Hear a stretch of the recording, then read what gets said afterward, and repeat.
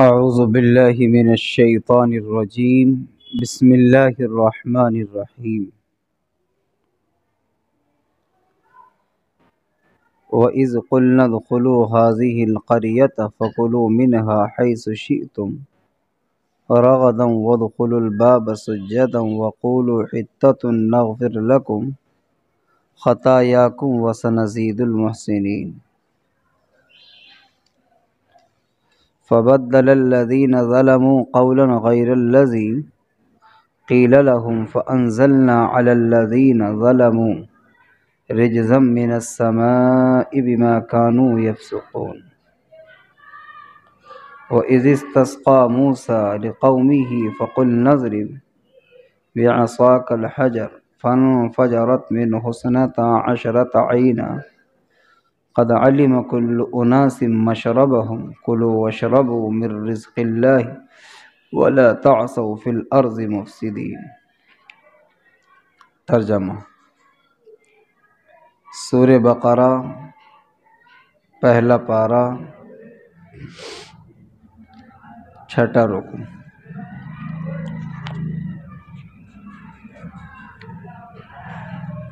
وَإِذْ قُلْنَا ادْخُلُوا هَٰذِهِ الْقَرْيَةَ، اور جب ہم نے کہا داخل ہو جاؤ اس بستی میں، فَكُلُوا مِنْهَا حَيْثُ شِئْتُمْ، پس کھاؤ اس سے جہاں سے تم چاہو، رغداً با فراغت، وَادْخُلُوا الْبَابَ سُجَّدًا، اور داخل ہونا دروازے میں سجدہ کرتے ہوئے، وَقُولُوا حِطَّةٌ، اور کہتے ہوئے، حِطَّةٌ معافی، نغفر لکم، ہم تمہیں معاف کر دیں گے، خطایاکم، تمہاری غلطیوں کو، وَسَنَزِيدُ الْمُحْسِنِينَ، اور ہم ایسے ہی زیادہ کرتے ہیں محسنین پر۔ فَبَدَّلَ الَّذِينَ ظَلَمُوا، پس بدل دیا ان لوگوں نے جنہوں نے ظلم کیا اس بات کو، قولاً غیر الذی قیل لہم، اس کے علاوہ سے جو ان سے کہا گیا تھا، فَأَنزَلْنَا عَلَى الَّذِينَ ظَلَمُوا، پس ہم نے نازل کیا ان لوگوں پر جنہوں نے ظلم کیا، رجزاً، پکڑ کو، عذاب کو، من السماء، آسمان سے، بما كانوا يفسقون، اس وجہ سے کہ وہ فسق کر رہے تھے۔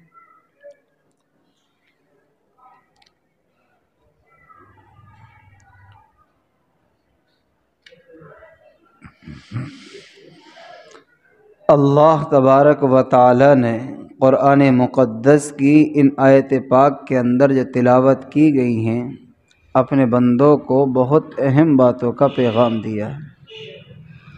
اس سے پہلے کہ میں آیت پاک سے متعلق چند باتیں آپ کے سامنے پیش کروں، یہ جاننا ضروری ہے کہ اس سے پچھلی آیات میں کن باتوں کو ذکر کیا گیا ہے۔ جو لوگ مسلسل درس کے اندر حاضر ہیں یا گزشتہ ہفتے موجود تھے، ان کے ذہنوں کے اندر بات ہوگی، بنی اسرائیل کے تعلق سے چند باتیں ذکر کی گئی تھیں،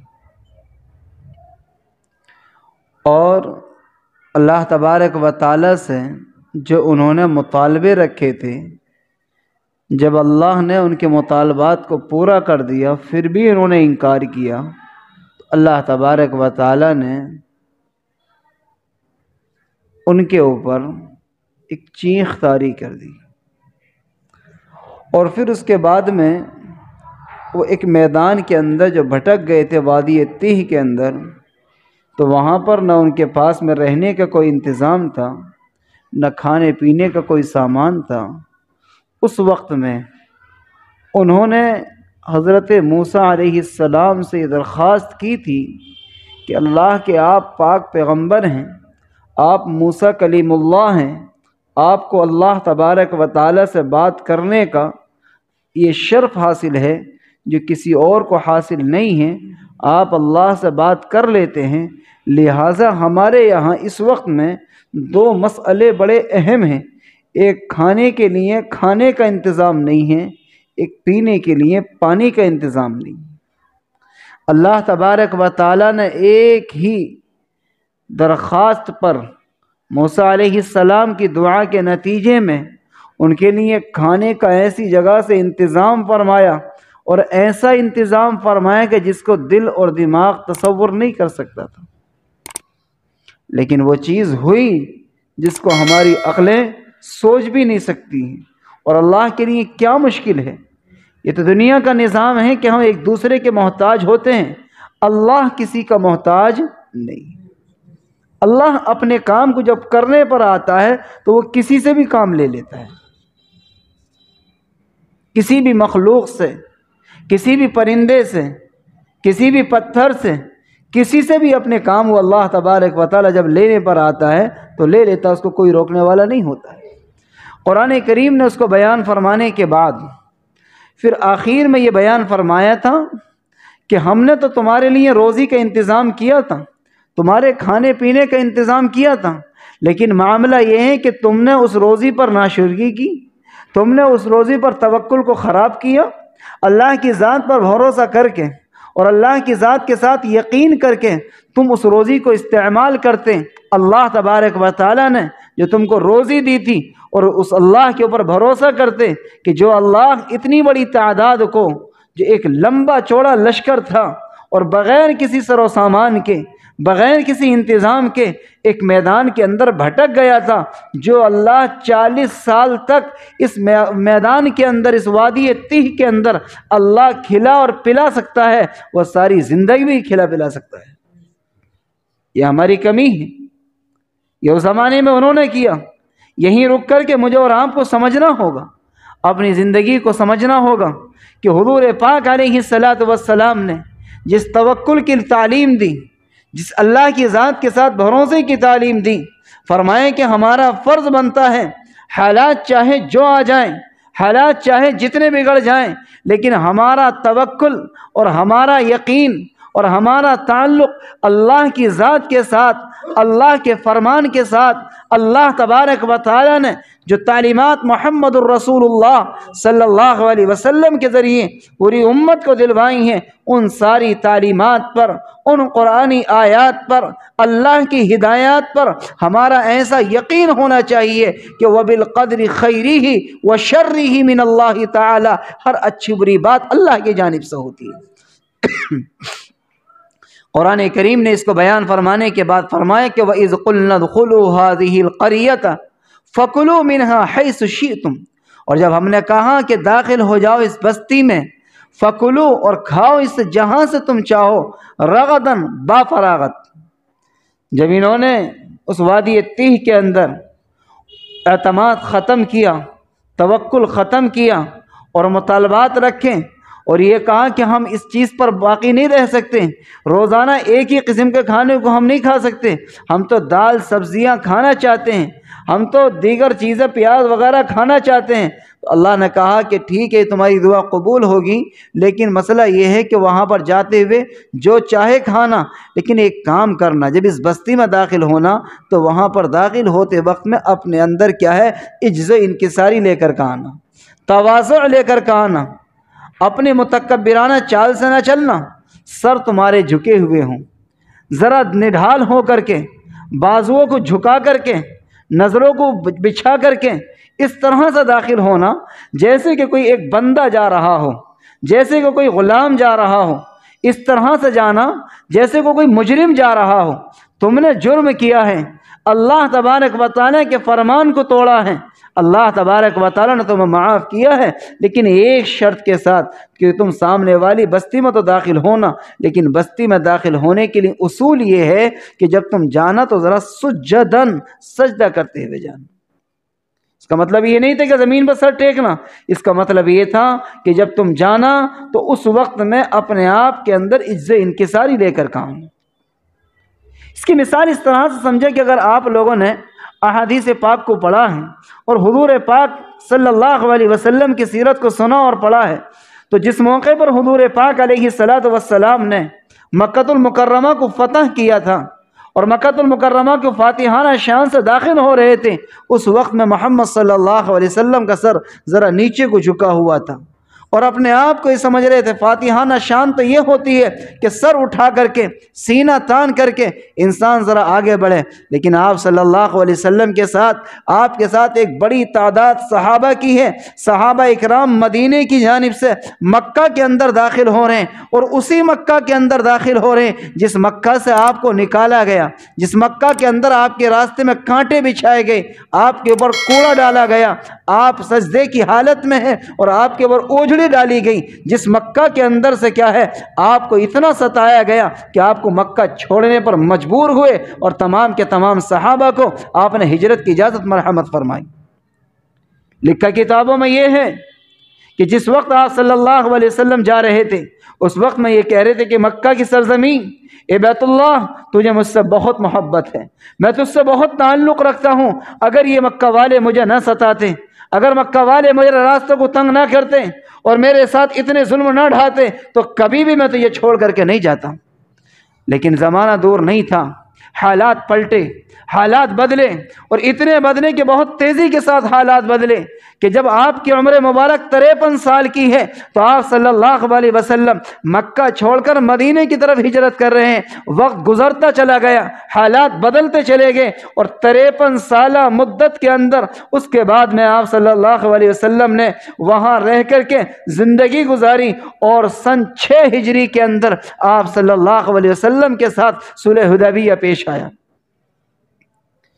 آپ صلی اللہ علیہ وسلم اور آپ کے ساتھی مکہ المکرمہ کے اندر بیت اللہ کا طواف کرنا چاہتے تھے، عمرہ کرنے کے لیے گئے تھے، لیکن آپ کو جانے سے روک دیا گیا، منع کر دیا گیا کہ مکہ کے اندر داخل نہیں ہو سکتے، تم نے مکہ چھوڑ کر کے گئے ہو، تمہارا مکہ کے اندر دخول نہیں ہو سکتا۔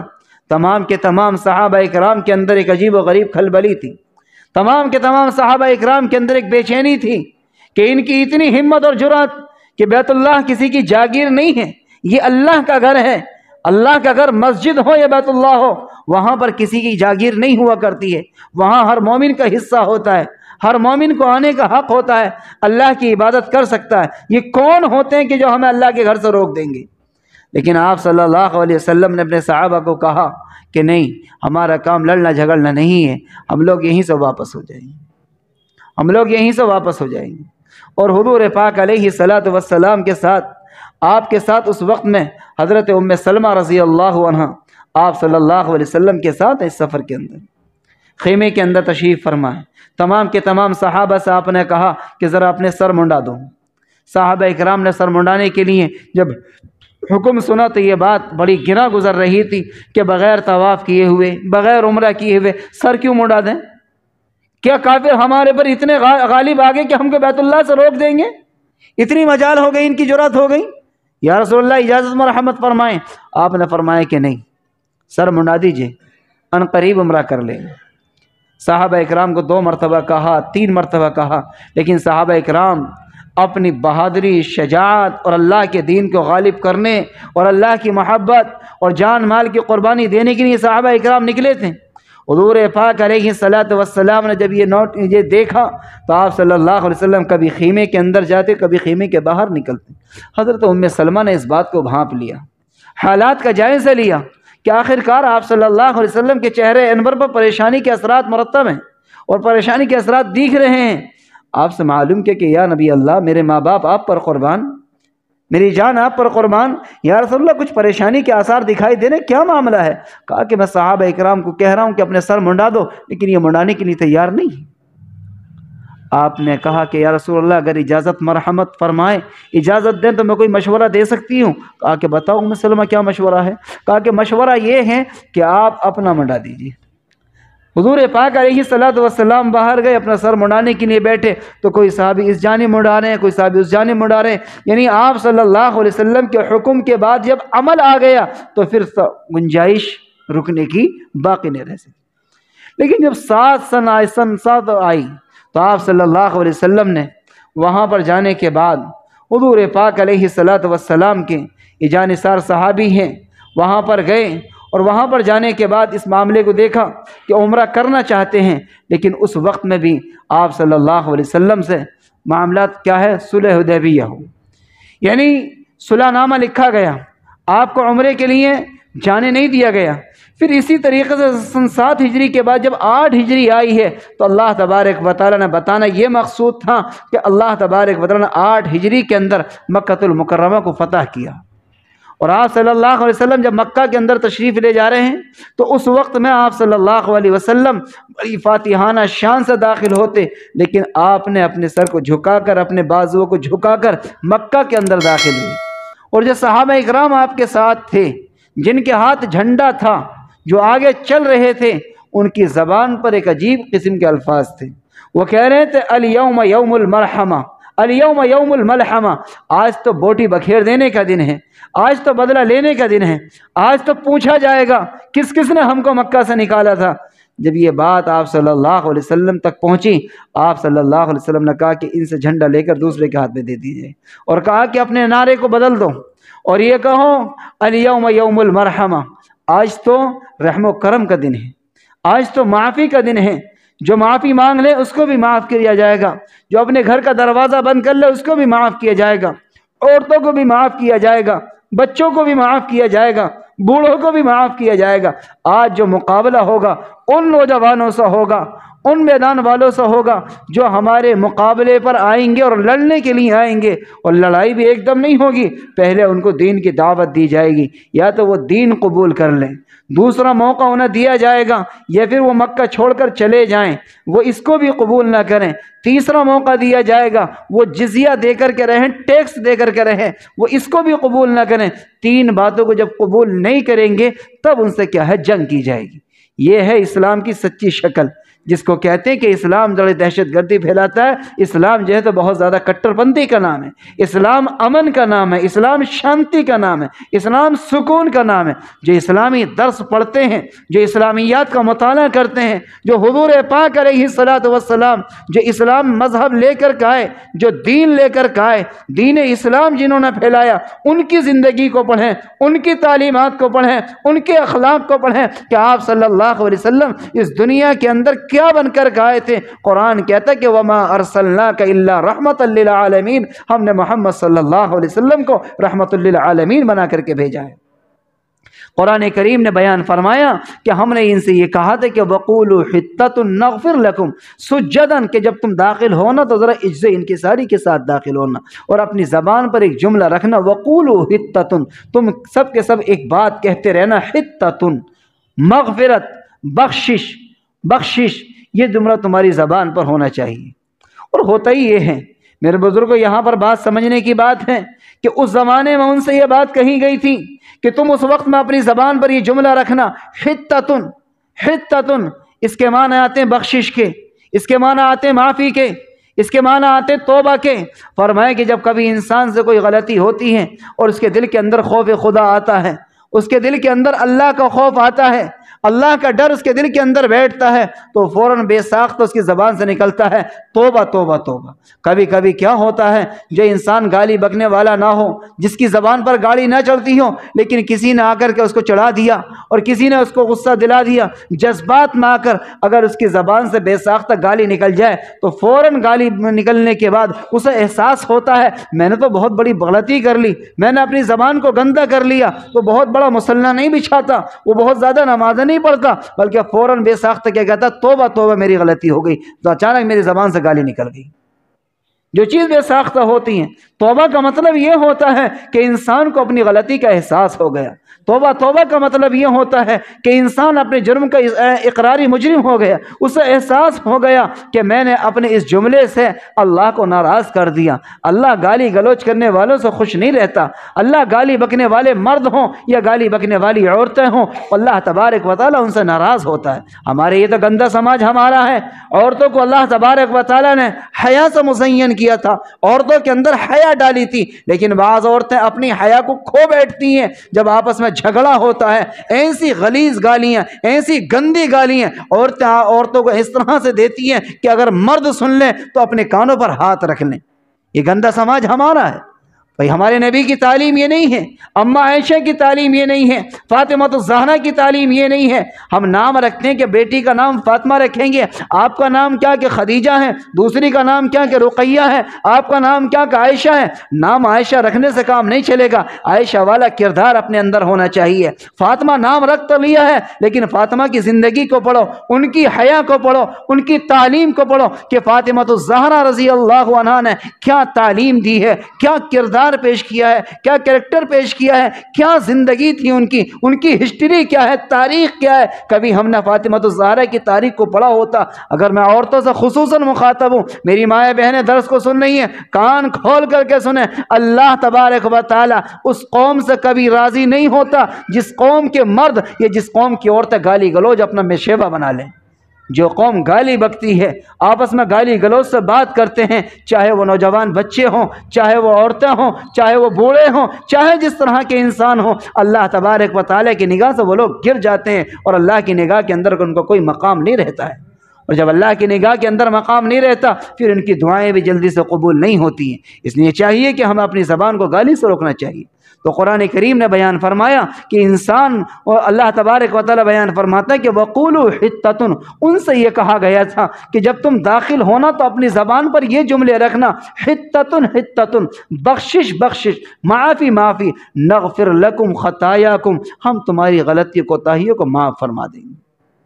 نغفر لکم خطایاکم، اگر تم نے اپنا شیبہ یہ بنا لیا کہ غلطی ہونے کے بعد فوراً توبہ کی طرف پلٹ آئے، گناہ ہونے کے بعد فوراً اللہ تبارک و تعالیٰ سے معافی کے جملے کہہ دیے، اللہ کے سامنے اپنے جرم کا اقرار کر لیا، اپنے گناہ کا اقرار کر لیا اور اپنے آپ کو اقراری مجرم بنا لیا، اور اللہ تبارک و تعالیٰ کے سامنے اس طرح سے کہہ دیا، اللہ تو ہی معاف کرنے والا ہے، تو ہی بخشش کرنے والا ہے، اللہ تو ہمیں معاف فرما دے۔ اللہ فرماتا ہے کہ انہ هو الغفور الرحیم، تمہارا اللہ وہ ہے جو تمہیں معاف فرما دے گا، رحم فرما دے گا۔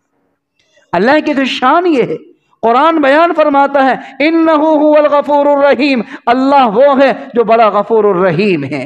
انہ رحیم ودود، اللہ تبارک و تعالی رحم کرنے والا ہے، نرمی کرنے والا ہے۔ اللہ لطیف، اللہ مہربان ہے۔ اللہ رحیم، اللہ رحیم ہے۔ اللہ رحمان، اللہ رحمان و کریم ہے۔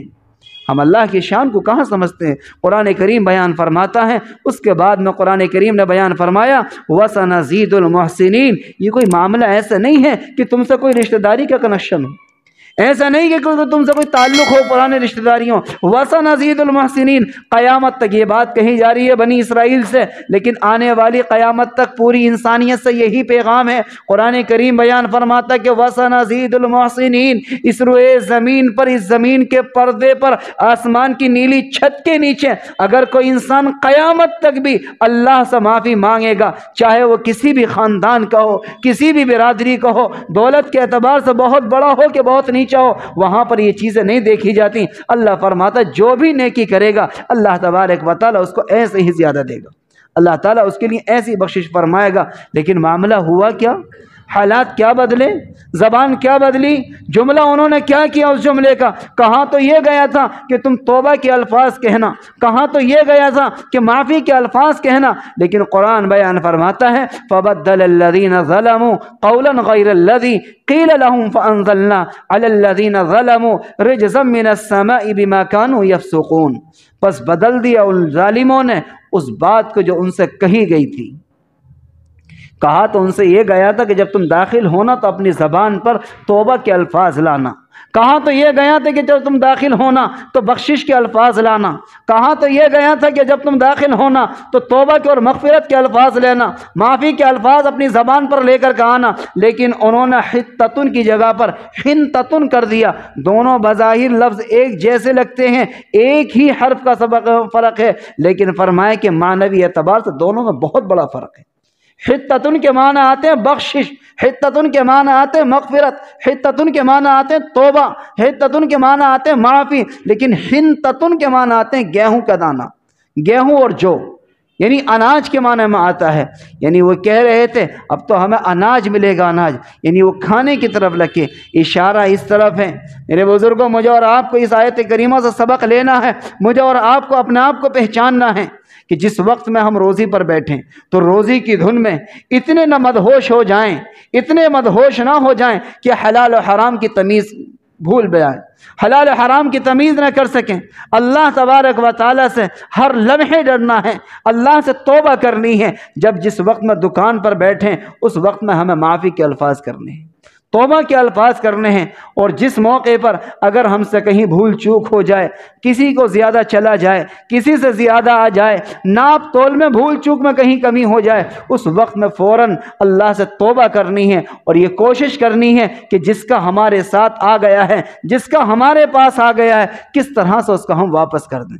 یہ تو گندا سماج، یہ گندی تعلیم تو کسی اور کی ہے کہ دوسروں کا لے کر کے اس کو پھر ظلم کرنا اور اس سے پھر کیا ہے دھوکہ دھڑی کر کے اس سے قبول کرنا۔ فرمائے کہ اللہ کے رسول یہ قرآن مقدس کی تعلیم نہیں ہے۔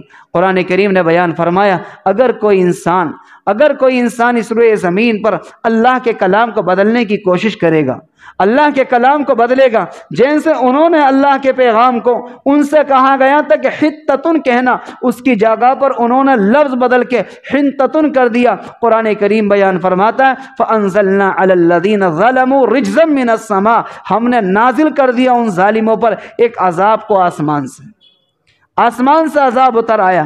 اللہ کے کوئی بندہ، اللہ کی کوئی بندی جو اللہ تبارک و تعالیٰ سے ڈرتی ہو، یا کوئی اللہ کا بندہ اپنے دل کے اندر خوف کرتا ہو، اللہ سے ڈرتا ہو، اور پھر اس سے غلطی ہو جائے، پھر اس سے کوئی گناہ ہو جائے، پھر اس سے کوئی حکم ٹوٹ جائے، کسی حکم کی نافرمانی ہو جائے، لیکن دل کے اندر ایک احساس ہو، دل کے اندر ایک چوٹ ہو، اپنے گناہ کا ایک احساس ہو، اس موقع پر اگر کوئی اللہ کا بندہ غلطی کر بیٹھے فوراً اللہ کی طرف سے پکڑ نہیں آتی ہے، اللہ تبارک و تعالیٰ پکڑ نہیں فرماتا ہے، اس کو مہلت دیتا ہے۔ میرے بندے نے صبح میں غلطی کی ہے، شام تک معافی مانگ لے گا، اس ہفتے اس جمعے میں معافی مانگ لے گا، سال بھر میں معافی مانگ لے گا۔ یہاں تک لکھا احادیث کے اندر، احادیث کی کتابوں میں یہ بات آئی ہے کہ جس وقت سے انسان گناہ کرتا ہے اور اللہ کے حکم کو توڑتا ہے اس وقت تک اس سے امید کی جاتی ہے جب تک کہ اس کی حالت غرغرہ کو نہ پہنچ جائے، یعنی اس کی زبان کے لڑکھڑانے نہ لگے، آخری دم نہ چلنے لگے، آخری سانس نہ آنے لگے، اس وقت تک انسان کی توبہ کی قبول ہونے کی امید ہوتی ہے۔ جس وقت انسان سارے اثرات دیکھ لیں، کنپٹیاں ٹیڑھی پڑ جائیں، ٹانگیں اکڑ جائیں، زبان لڑکھڑانے لگے اور غرغرے کی حالت ہو جائے، جس وقت میں انسان کو یہ اندازہ ہی نہ ہو کہ اب میں نہ بچ سکوں گا، اس وقت میں اگر توبہ کرے گا وہ توبہ تو قبول نہیں ہے۔ اگر کتنی بڑی بیماری ہو، اس بیماری میں اگر کوئی اللہ کا بندہ اللہ سے توبہ کرتا ہے، اللہ سے معافی مانگتا ہے، اللہ تبارک و تعالیٰ اس کی توبہ کو قبول فرما لیتا ہے۔ قرآن کریم نے بیان فرمایا اور اگر کوئی انسان اللہ کے کلام کا، اللہ کے نام کا، اللہ کے دین کا، اللہ کے دین کے کام کرنے والوں کا، اللہ تبارک و تعالیٰ نے جن لوگوں کو اپنے دین کے لیے قبول کیا ہے، چاہے وہ علماء کی جماعت ہو، حفاظ کی جماعت ہو، مفسرین و محدثین کی جماعت ہو، چاہے جو بھی نیک اللہ کے بندے ہوں، اگر کوئی ان کا مذاق بناتا ہے، ان کا استہزاء کرتا ہے، ان کے ساتھ کھلواڑ کرتا ہے، چاہے وہ کھلواڑ علماء کے ساتھ ہو یا اللہ کی کتاب کے ساتھ ہو، دینداروں کے ساتھ ہو، بزرگوں کے ساتھ ہو، نیک لوگوں کے ساتھ ہو، اگر کسی ولی کا کوئی استہزاء کرتا ہے، کوئی مذاق اڑاتا ہے، اللہ تبارک و تعالیٰ کو یہ برداشت نہیں ہے۔ ان لوگوں نے بھی اللہ کے کلام کا مذاق اڑایا تھا، اللہ نے ان کے اوپر ظلم طاری کر، ان کے اوپر ایک عذاب طاری کر دیا۔ قرآن کریم بیان فرماتا فَأَنزَلْنَا عَلَى الَّذِينَ ظَلَمُوا رِجْزًا مِّنَ السَّمَاءِ، ہم نے نازل کر دیا ان لوگوں کے اوپر جنہوں نے ظلم کیا تھا ایک عذاب کو، ایک بیماری کو آسمان سے، بِمَا كَانُوا يَفْسُقُونَ۔ اور یہ صرف اس بنیاد پر نہیں تھا کہ کبھی غلطی ہو گئی، فرمایا کہ غلطیاں تو ہوتی رہتی تھیں، اللہ معاف کر دیا کرتا تھا، لیکن جس وقت انہوں نے اللہ کے کلام کا استہزاء اڑایا، اللہ کے کلام کے ساتھ تمسخر کیا، اللہ کے کلام کے ساتھ مذاق کیا، اللہ تبارک و تعالیٰ کے کلام کا مذاق اڑایا، اللہ کو اپنے کلام کی توہین برداشت نہیں ہے، توہین برداشت نہیں ہے۔ اس روئے زمین پر بھی یہ بات قانون میں داخل ہے کہ اللہ تبارک و تعالیٰ کو کبھی بھی اپنے دین کی اہانت اور توہین برداشت نہیں ہے۔ اللہ تبارک و تعالیٰ مجھے اور آپ کو عمل کرنے کی توفیق نصیب فرمائے، اور باقی باتیں انشاءاللہ زندگی بخیر رہی تو آئندہ ہفتے اللہ عمل کی توفیق نصیب۔ کوئی سوال ہو تو کر سکتے ہیں۔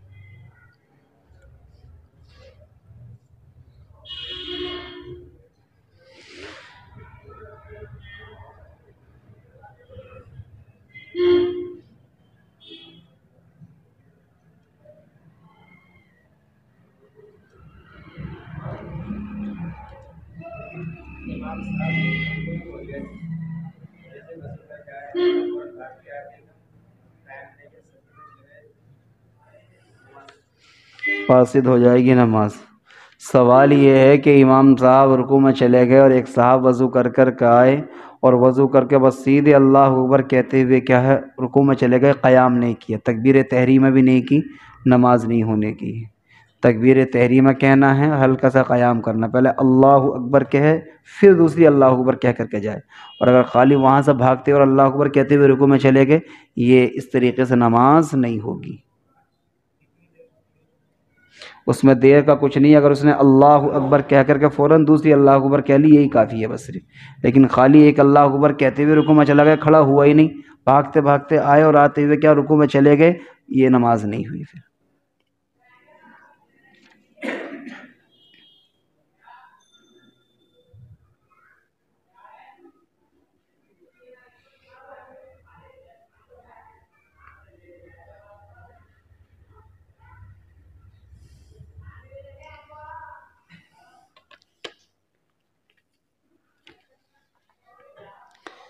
یہ سوال میرے پاس آیا ہے، کیا فرماتے ہیں علماء دین مسئلہ مندرجہ ذیل میں کہ رشتہ ازدواج میں پہل کرنا لڑکی کی طرف سے افضل ہے یا لڑکے کی طرف سے افضل ہے؟ قرآن و حدیث یہ معتبر فقہ سے جواب درج کرنے کی مہربانی کریں، مہربانی ہوگی۔ جواب یہیں دے دیتا ہوں، لکھ کے آئندہ ہفتے دوں گا انشاءاللہ۔ سوال یہ ہے، میں پہلے سوال سمجھا دوں۔ سوال یہ ہے کہ لڑکے کا جب رشتہ ہوتا ہے تو کون پہل کرے اس میں؟ لڑکی والے رشتہ لے کے جائیں لڑکے والے کے یہاں، لڑکے والے رشتہ لے کے جائیں لڑکے والے کے یہاں، کون جائے؟ کبھی کبھی کیا ہوتا ہے کہ بچیاں جوان ہو گئیں، رشتہ بھی نظر آ رہا ہے، لیکن وہ اس میں شرم محسوس کرتے ہیں کہ صاحب جب بیٹی کا رشتہ آئے گا تبھی ہم کریں گے، بچی بڑی ہو رہی ہیں۔ بظاہر ہمیں رشتہ دکھائی دے رہا کہ لڑکا بھی ٹھیک ہے، گھرانہ بھی ٹھیک ہے، سب ٹھیک، سب معاملات ٹھیک ہے، بس انتظار ہے کہ وہ لوگ آئیں ہمارے یہاں۔ شریعت میں ایسا کچھ نہیں ہے۔ اگر سب چیزیں درست ہیں تو کسی کو بھی اگر خود کہہ سکتے ہیں تو بہت اعلیٰ درجے کی بات ہے، اور اگر خود نہیں کہہ سکتے تو پھر کسی کے ذریعے سے پیغام اپنی طرف سے پہنچوا سکتے ہیں، لڑکی والے بھی۔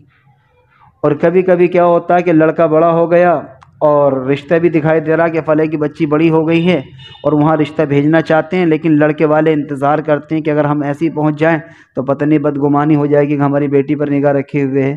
فرمائے کہ غلط ہے طریقہ، اسلام نے ان چیزوں کا تصور ہی نہیں رکھا ہے کہ لڑکے والے پہل کریں کہ لڑکی والے پہل کریں۔ جس کو جو پسند آ رہا ہے وہ اپنی جانب سے پیغام، شریعت میں یہ ہے کہ پیغام پیش کر دو، لڑکے والا بھی پیش کر سکتا ہے، لڑکی والا بھی پیش کر سکتا ہے، اگلے والے کی مرضی ہے اس کو قبول کرے یا نہ کرے، یہ تو مسئلہ ہے۔ اب اس سے اگلی درجے کی بات، دو چیزیں ہوتی ہیں، ایک ہوتی ہے تقدیر، ایک ہوتی ہے تدبیر۔ تقدیر الگ ہے، تدبیر الگ ہے۔ تقدیر تو یہ ہے کہ اللہ نے جس کا جہاں جوڑا اتارا وہاں ہو کر رہے گا، اور تدبیر یہ ہے کہ بس ایسے ہی نہیں کہ بھائی آپ کی بیٹی سے اپنے بیٹے کا رشتہ کرنا چاہ رہا ہوں، یہ تو بے ترتیب تدبیر ہے۔ تدبیر اچھی اختیار کرو، یہ تو اصول بھی یہی ہے زندگی گزارنے کا۔ ہر چیز میں کیا یہ دیکھو کہ بھائی فلاں آدمی کے یہاں اپنی بیٹی کا رشتہ دینا چاہتا ہوں تو کس آدمی کو پکڑا جائے بیچ میں، جو ادھر بھی باوزن ہو ادھر بھی باوزن ہو، ذمہ دار قسم کا آدمی ہو، بات کو نبھا بھی لے اور بات کی امانت داری کی بھی بات کو ذہن میں رکھے اور سلیقے کے ساتھ بات پیش کر دے کہ کیا حقیقت ہے، کس وجہ سے کرنا چاہتے ہیں۔ ایسا نہ ہو کہ بات کو بنتی ہوئی کو اور بگاڑ دے، تدبیر اچھی اختیار کر لے، یہ موقع کی بات ہے۔ پہلے میں نے مسئلہ بتا دیا، پھر بعد میں حالات حاضرہ سے میں نے بتا دی، باقی لکھت روپ انشاءاللہ آئندہ ہفتے ہو جائے گی اللہ عمل کی۔ تو اور کوئی سوال؟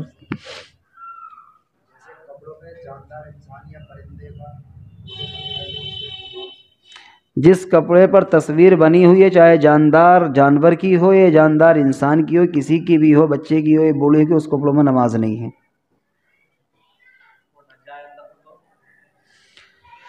اعلیٰ درجہ تو یہ ہے کہ نہ پہنے ایسے کپڑے، اور اگر کوئی اندر بنیان ایسا اور اوپر سے شرٹ وغیرہ پہن رکھی ہے تو پھر نماز ہو جائے گی بلا کراہت۔ تصویر کسے کہیں گے؟ تصویر کے دو معنی ہیں، اور اس کا تصویر کا مفہوم بہت بڑا ہے۔ تصویر اصل مسئلہ صحیح معنی میں تو یہ ہے کہ جس کی تعظیم کی جائے اس کو تصویر کہتے ہیں. جو تصویر جس کی کیا ہے، اس زمانے میں جب تصویر کا رواج بنا تھا تو اس زمانے میں لوگ اپنے بزرگوں کی، والدین جو بھی ان کے بڑے بوڑھے ہوا کرتے، جب وہ دنیا سے جاتے تھے تو ان کا نقشہ، ان کا چہرہ بنا کر کے رکھ لیا کرتے، ان کی تعظیم کر لیا کرتے تھے.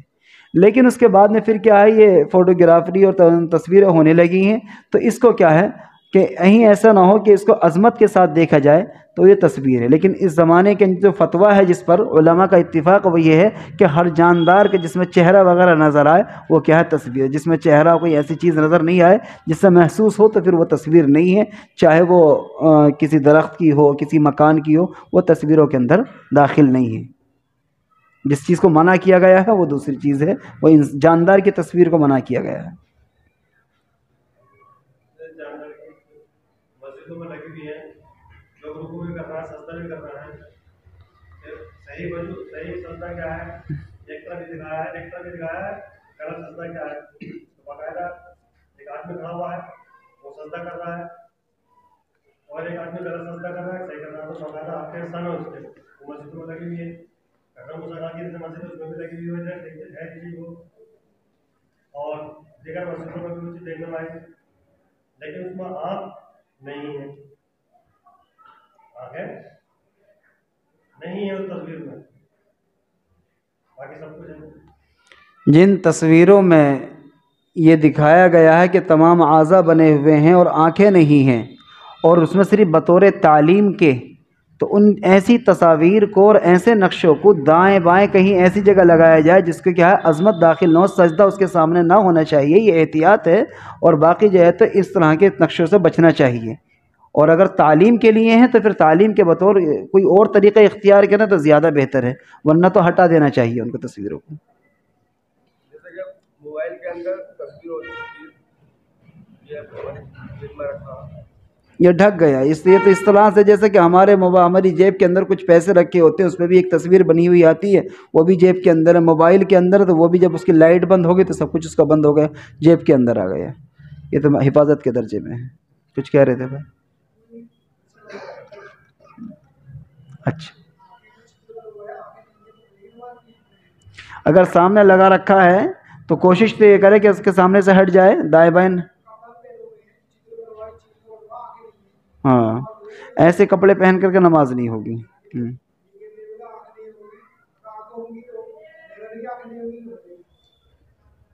تصویر سے محسوس ہو جائے کسی جاندار کی تصویر ہے تو پھر نماز نہیں ہوگی.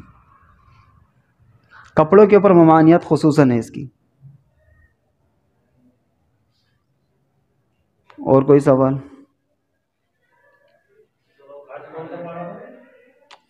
پارہ پہلا تھا سورہ بقرہ اور چھٹا رکوع. آیت نمبر میں بتاتا نہیں ہوں، بس صرف اتنا بتا دیتا ہوں، سورت اور رکوع بتا دیتا ہوں، کیونکہ کبھی کبھی بڑھ جاتا ہے، دو رکوع کی تفسیر ہو جاتی ہے. کبھی ایسا ہوتا ہے کہ ایک آیت پچھلے رکوع کی، ایک آیت اگلے رکوع کی. آیت نمبر 57 سے اور 59 تک تفسیر ہوئی ہے، 2 آیتوں کی تفسیر ہوئی ہے. سورہ بقرہ آیت نمبر 57 سے شروع ہو کر کے 59ویں آیت تک مکمل ہو گئی تفسیر سورہ بقرہ پہلا.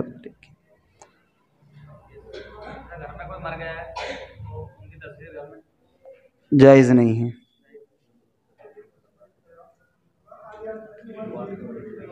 بھائی کا سوال یہ ہے کہ آدھی آستین سے نماز ہوگی کہ نہیں؟ نماز مکروہ ہوگی، ہو جائے گی نماز. ہاں مکروہ ہوگی، یعنی جس درجے کا ثواب اور فضیلت ملنی چاہیے. نماز کے ادب کے خلاف بات ہے کہ جب ہم کہیں پر جاتے ہیں تو وہاں کا ڈریس، یہاں کا یونیفارم پہنتے ہیں، اور جب اللہ کے دربار میں آتے ہیں اس کا بھی کوئی یونیفارم، اس کا بھی کوئی ڈریس ہے.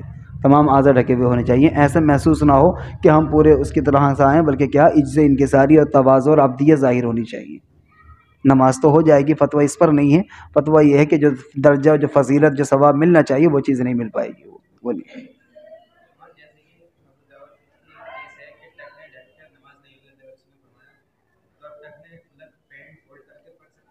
اس کا جواب ہم کئی ہفتے پہلے دے چکے ہیں، نیٹ پہ پڑا ہوا. باقی ہم پھر بتا رہے ہیں کہ ٹخنے کھول کر کے نماز پڑھا. اگر کسی نے بے ساختہ نماز پڑھ لی تو نماز تو ہو جائے گی، لیکن ایسا کرنا گناہ ہے.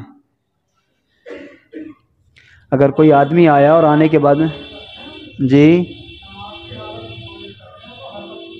ہر وقت ہے، بالکل اعلیٰ درجہ تو یہ نہیں، نماز کے اوپر نہیں ہوتا، ہر وقت ہے ٹکنے کا معاملہ تو. اگر یہ ہونے کے بعد بھی انسان اگر ٹکنے سے نیچے کر کے پینٹ وغیرہ کوئی بھی چیز پہننا نیچے کر کے نماز پڑھنا تو پھر نماز ہوتی ہے. دو وجہ ہیں اس کے اندر، کبھی کبھی انسان سے بھول سے ہوتا ہے یہ عمل، کبھی ضدن، اگر ضدن کر رہا تو بہت بڑا مجرم ہے، بھول سے ہو رہا تو گناہ گار تو ہے لیکن اتنا بڑا مجرم نہیں ہے. مجرم تو ہے، مطلب نماز ہوگی یا نہیں ہوگی؟ نماز ہو جائے گی. ارے ٹیکنالوجی حدیث ہے یا اس کے پیچھے کچھ اور مقصد ہے؟ اس کے پیچھے مقصد یہ ہے تکبر ہے، اس کے پیچھے مقصد تکبر ہے. کبھی کبھی کیا ہوتا ہے لباس بڑا ہوتا ہے، اور کبھی کبھی کیا ہوتا ہے آدمی اس زمانے میں کیا ہوتا ہے جو جتنا، جس زمانے میں آپ صلی اللہ علیہ وسلم نے یہ حدیث پاک بیان فرمائی، اس زمانے میں نیچے سے جس کا لباس جتنا کڑھل رہا ہوتا، زمین پہ کھچڑ رہا ہوتا، اتنا ہی بڑا اس کو آدمی سمجھا جاتا تھا، سب بڑے آدمی ہیں ان کے پاس میں. تو اس وقت میں کپڑے کی بڑی قسمہ پرسی کا عالم تھا، لوگوں کے پاس میں کسی پہ چادر ہے تو تہمت نہیں، جہاں تہمت ہے تو چادر نہیں ہے، کرتا ہے تو تہمت نہیں، یہی ہوتا. کوئی کسی کو ایک جوڑی کپڑے بنا دیتا تھا تو بہت بڑا کام ہوتا تھا. تو اس زمانے میں اگر کسی کے پاس میں کپڑے کی فراوانی ہوتی تو بڑا آدمی کہلاتا تھا. اور تکبر میں لوگ کیا کپڑوں کو ذرا زمین پر گھسیٹ کے چلا کرتے تھے. تو اس وجہ سے فرمایا کہ تکبر کی وجہ سے اگر کوئی ایسا کر رہا تو یہ بڑا مجرم ہے، حرام ہے. پھر